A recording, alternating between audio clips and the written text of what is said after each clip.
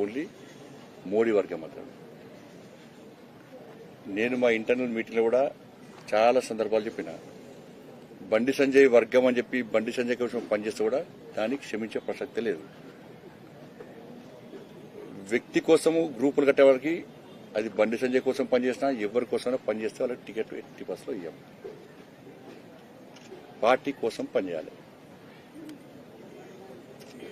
ఈయన ఎక్కడి నుంచి వచ్చినా, నీకు ఎన్ని నిధులు ఇచ్చినా? భారతీయ జనతా పార్టీలో ఈ వర్గం ఆ వర్గం ఉండదు. ఎవరు అనుకుంటే వాళ్ళ మూర్ఖత్వం.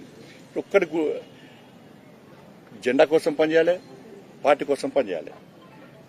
వ్యక్తి కోసం పనిచేస్తే పార్టీలు ప్రోత్సాహం ఉండే ప్రసక్తి లేదు. నా కోసం పనిచేస్తూ ఉండదు, ప్రసక్తి లేదు. దాన్ని ఎప్పుడు ప్రోత్సహించము, దాన్ని అనుమతించము. దాన్ని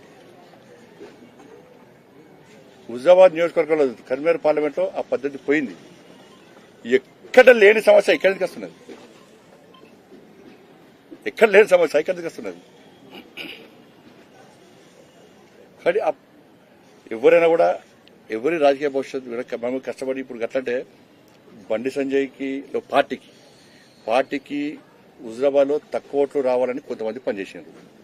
వాళ్ళ టికెట్ ఇవ్వమంటారా? చెప్పు, ఇవ్వమంటారు వాళ్ళ టికెట్లు? వీళ్ళంతా కష్టపడి పనిచేశారు. వీళ్ళు ఏ వర్గం? ఈయన ఎవరి ద్వారా జరిగిండు? ఈయనకి ఎదిగిస్తున్న నిధులు, వీళ్ళకి ఎదిగిస్తున్నా వీళ్ళకి ఎదిగిస్తున్న నిధులు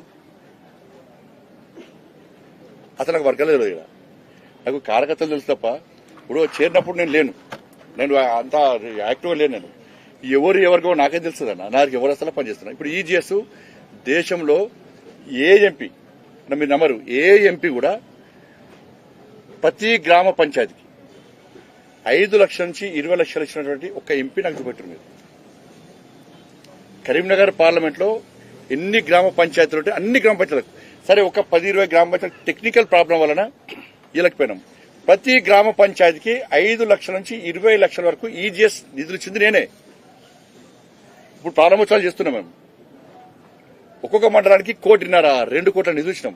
అన్ని కలిపి ప్రారంభోత్సవాలు చేస్తున్నాం. మీరు చూస్తున్నారు. మీరు ఎంపీ ల్యాడ్స్ కూడా ఎవరు వస్తారు, నిన్న కూడా ఇచ్చిన, అంతమంది తనకిచ్చిన, ఎవరు వచ్చినా అందరికి.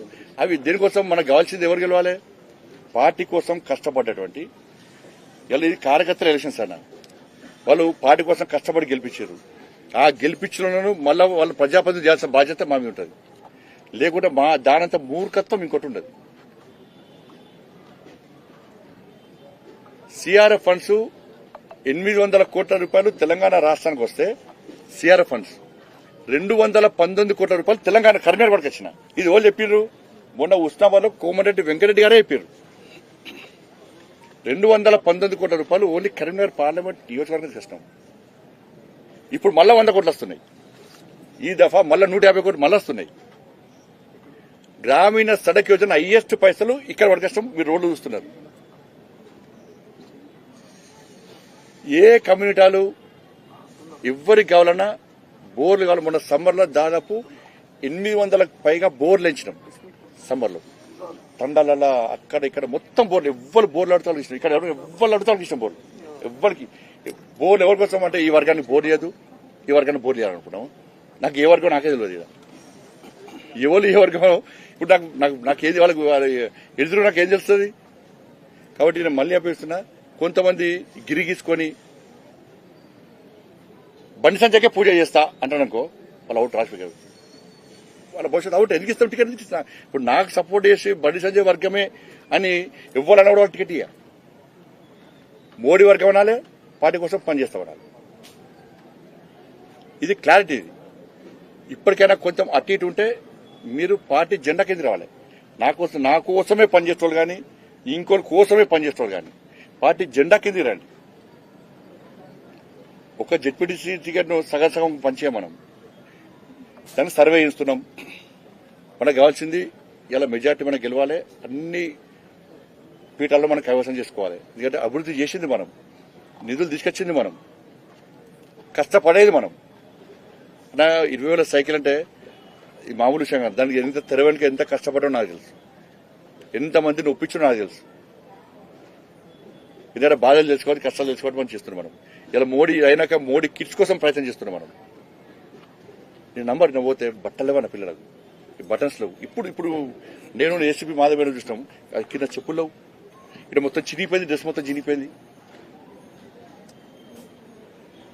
ఒక తృప్తి వాళ్ళకు, అరే సైకిల్ వచ్చింది నాకు, పోదాం స్కూల్కి పోదాం. ఈ పేదరికం గురించి మంచి ఆలోచన చేస్తుంది తప్ప ఇంకేంటంటే ఈ రాజకీయాలు, ఇంకేమో రాజకీయాలు, చిల్లర రాజకీయాలు ఇవన్నీ. కానీ జెండాకి ఎదురు రావాలి, అందరు గెలిపిస్తాను నేను. ఈసారి కష్టపడి పనిచేసిన ప్రతి కార్యకర్త, కరీంనగర్ పార్లమెంట్లో ప్రతి కార్యకర్తను పక్క పోటీ చేస్తాము, సర్వే ప్రకారం టికెట్లు ఇస్తాము, పోటీ చేస్తాము, అందరినీ గెలిపించే పూచినది అన్ని జరగ. ఇవాళ బయట ఇదంతా కష్టపడేది ఇప్పుడు దేనికోసమన్నా, ఎవరికోసమన్నా? నేను ఎంపీ గెలిచిన ఇంకెన్ని సంవత్సరాలు, ఇంకా 4 సంవత్సరాల దాకా ఏముంటుంది? కానీ ఎందుకు కష్టపడుతున్నాం? ఇవాళ 3 రోజులు ఢిల్లీలో ఉంటున్నా, దేశం మొత్తం తిరుగుతున్నా, 4 రోజులు కర్నూలులో ఉంటున్నా. దీనికోసం కార్యకర్త కోసం ఉంటున్నాం మనం. కానీ ప్రజల్లో కూడా ఒక మంచి సందేశం, కూడా విశ్వాస నమ్మకం ఉండాలని చెప్పి ఒక ఆలోచనతో మాత్రమే ఇది చేస్తున్నాం తప్ప ఇవన్నీ బంద్ చేయాలి. ఎవ్వరు చేసినా బంద్ చేయాలి. దీన్ని ఎవ్వరు సహించరు. మీ మీడియా సోదరులకు కూడా దయచేసి విజ్ఞప్తి చేస్తున్నా, మాకు సహకరించండి. ఇటువంటి న్యూస్ రాయకూడదు. మీరు మీ చేతులు ఖరాబ్ అవుతాయి, మీ మైండ్ ఖరాబ్ అవుతుంది. ఆ ల్యాప్టాప్ ట్యాబ్లో కొట్టి మీ చేతులు కూడా ఖరాబ్ అవుతాయి. దేనికోసం? దాంతో ఏమవుతుంది? ఇప్పుడు సైకిల్ వంచడం రాయండి, ఇంకా సైకిల్ వంచాలని రాయండి, ఇంకా సమస్యలు కావాలని రాయండి. మరి మీరు అందరు సహకరిస్తేనే మేము ముందుకు పోతాం కానీ ఇప్పుడు నా కోసం రాయకూరి కార్యకర్తలు కష్టపడ్డారన్న. ఇప్పుడు ఇంకోటి అన్న, ఇంకోటి ఇప్పుడు నాకు ఎన్ని ఓట్లు వచ్చిందమ్మా? హైయెస్ట్ ఓట్లు వచ్చినాయి. ఎంత మెజార్టీ వచ్చిందన్నా? ఎవరి వల్ల వచ్చిందన్నా? కార్యకర్త కష్టపడిన వచ్చినాయి కాదు, ఊహించని విధంగా హైయెస్ట్ ఓట్లు వచ్చినాయి.